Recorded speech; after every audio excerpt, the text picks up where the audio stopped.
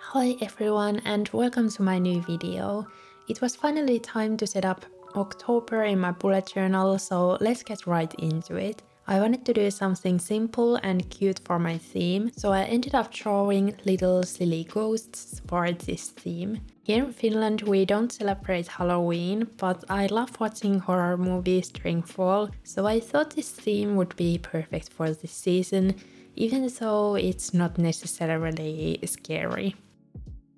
For the outlines I used Big Micron fine liner in size 03, and as I was going for a simple look, this was the only fine liner that I used for the line work.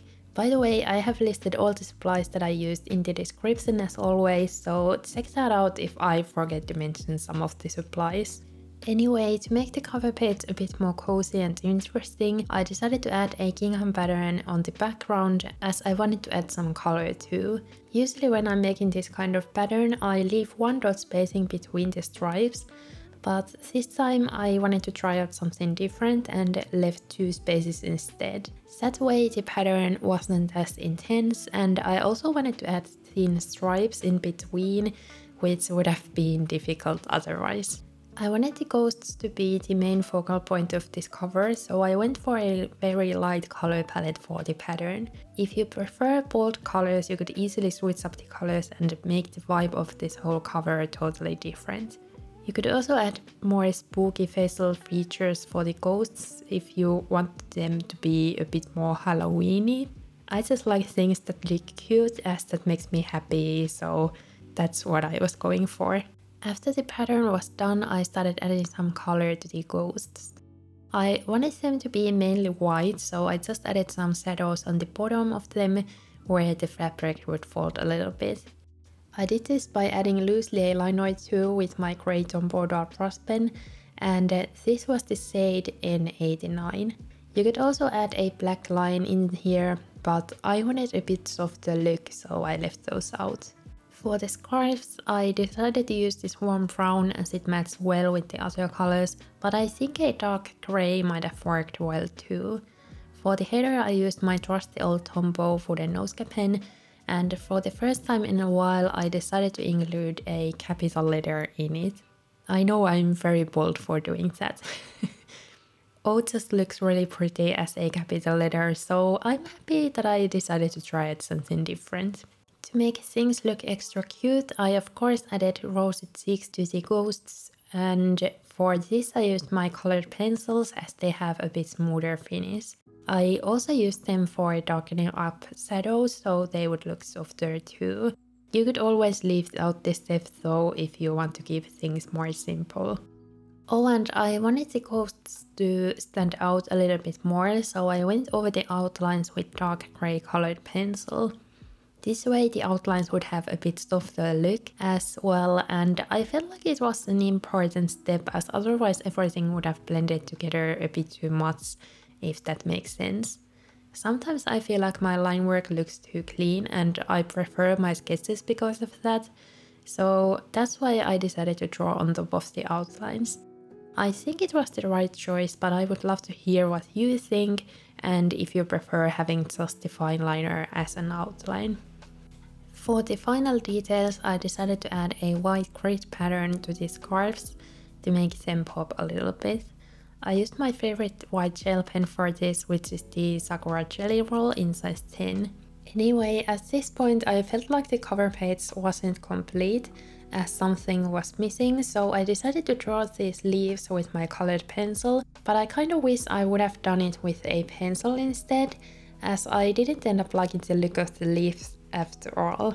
I tried to erase them as much as I could, but you can still see them a little bit, but that's fine. Trial and error is always part of the creative process, I guess. I liked how the leaves on the both sides of the ghosts looked, so I ended up drawing them with my fine liner, and this way I could draw the eye away from the oopsie I did on the bottom. Bullet journaling has definitely taught me to be okay with making mistakes, as you can't really avoid them. I always try to leave them in these videos as well, so you can see how I fix them, and hopefully that can also make you feel better about your own little mistakes. For the leaves, I decided to use a couple different shades of brown so they would go well with the scarves. This cover page ended up looking quite monotone though, so again a dark grey might have worked better and gave a bit more contrast, but this looks just fine as well. Lastly, I added some dark grey on the outlines and in the middle of the leaves to make them stand out more. Next we are making my quote page, and this quote was something I found on Pinterest and instantly knew that this was it.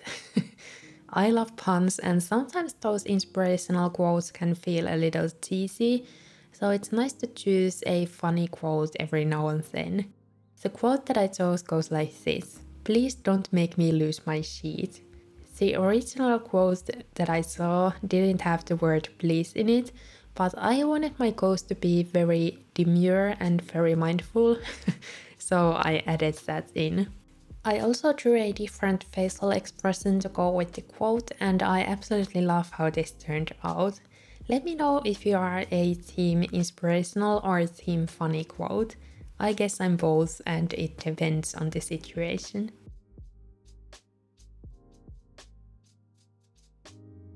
Now that my cover page is finally done, we can move on to my monthly spread. I really like the dot store layout that I used in September, so I decided to use basically the same one for October as well, but I did make some minor tweaks. By the way, if you haven't seen my September plan with me yet, I will leave it in the end screen so you can watch that after this video. Because I knew the ghosts are not very colorful, I decided to include the gingham pattern in the calendar itself. The boxes are quite small as they are only 3 dots wide and tall, but I will have more space for tasks and stuff on the right side of the calendar, so that should work well for me. I don't have any plans for October yet, but hopefully it won't be too busy of a month. One of my goals is to post my November plan with me on time, but we will see how that goes. If you have any theme ideas for that, let me know in the comments. I wanted to keep this spread quite simple, so I ended up just doodling some ghosts, and I also added a couple magic related doodles, I guess, like tarot cards. Sometimes keeping things simple can be quite difficult, as now I had to fight for the temptation to add even more little doodles on this page.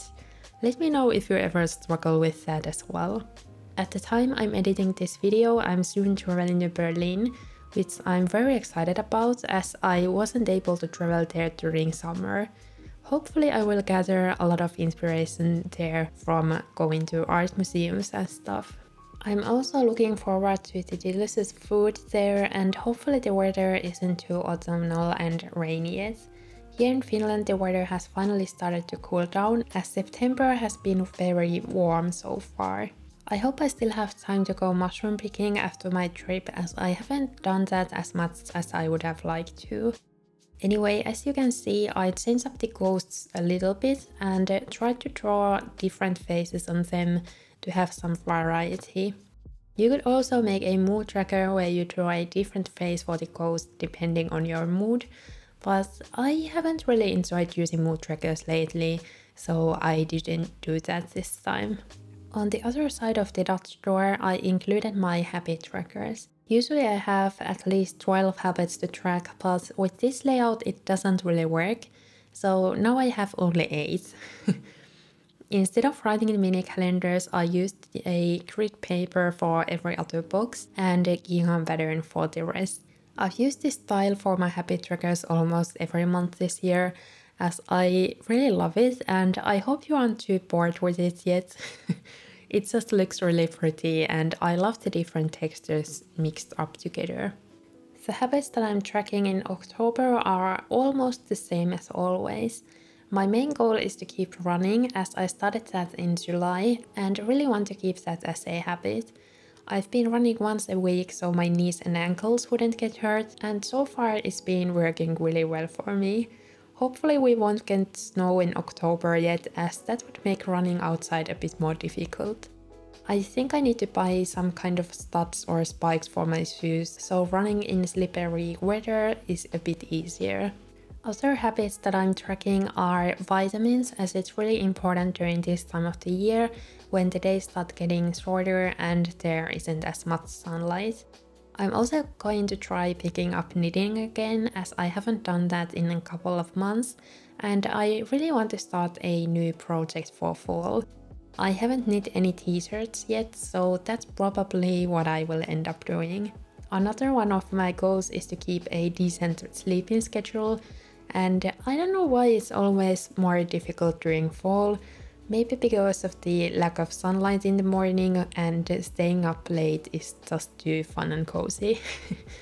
On the empty right side, I again doodled a ghost and also a book and some kind of magic potion. To balance out the spread, I had just one ghost on this side and two little items, so it would match the other side but be slightly different. You could easily add more doodles if you prefer a more decorated look, and I think this spread would work really well with a gingham background behind the doodles as well. I was thinking of doing that, but then wanted to keep things a bit more simple. On the left side, I made a section where I can reflect how the month has gone by.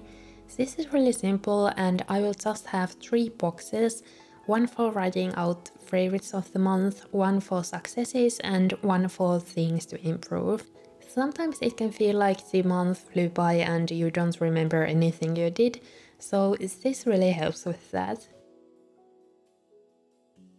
For the finishing touches, I added a little pieces of washi tape because I felt like this spread would have looked too simple otherwise. Both of these washi tapes are from Paper Monogatari, and this is not an ad as I bought them myself. I haven't used this text one a lot, but I think it went well with this spread. Next up is the final spread in the setup, which is going to be my weekly spread. As always, I included the monthly title and mini calendar on the top left corner. This time I wrote the title with lowercase though.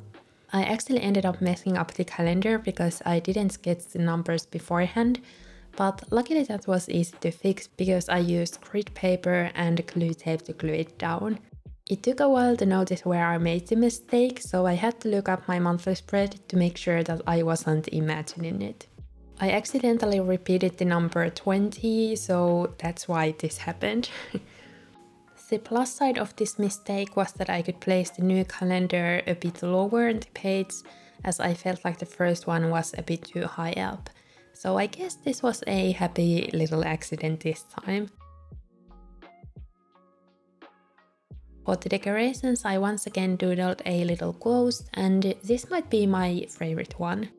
I also decided to use the same layout as I did in September, because this one works really well for me. To change things up, I also drew a little pumpkin to add that fall vibe to this spread.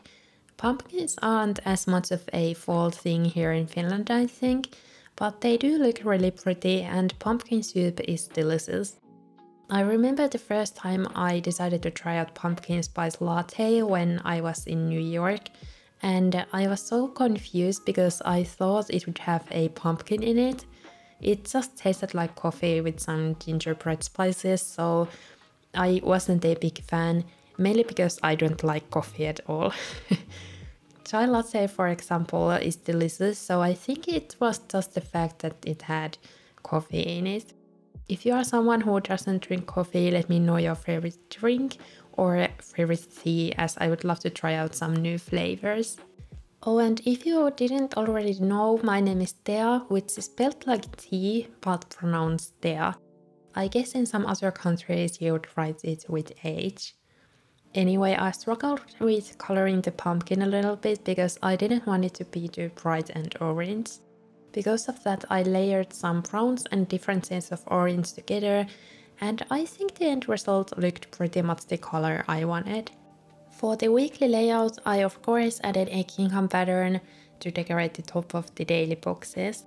This is such an easy and simple way to add a bit more color to the page, and if you like an even more simple look, you could do just that and leave out the rest of the decorations. The weekly boxes are 8 dots wide, by the way, so this layout has quite a lot of writing space. I'm not sure how tall these are though, as I didn't count the dots for that. For writing the numbers, I used the same Tombow shade that I used to outline the boxes. Usually I will write the weekdays on top of the numbers, but this time I wanted to try out a bit different look, so I ended up writing them on the bottom of the gingham pattern. I think this layout might have looked better if I had used a bit darker color for the numbers, so I might darken them up later or make some kind of gradient in them to make them stand out a bit more.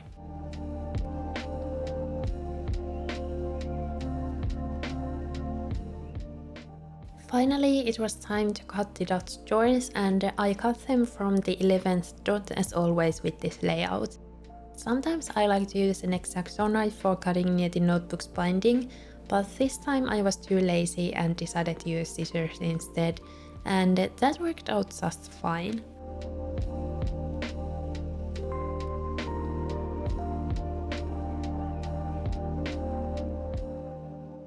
Now it's time for the final flip through, and I like how warm and cozy this theme turned out.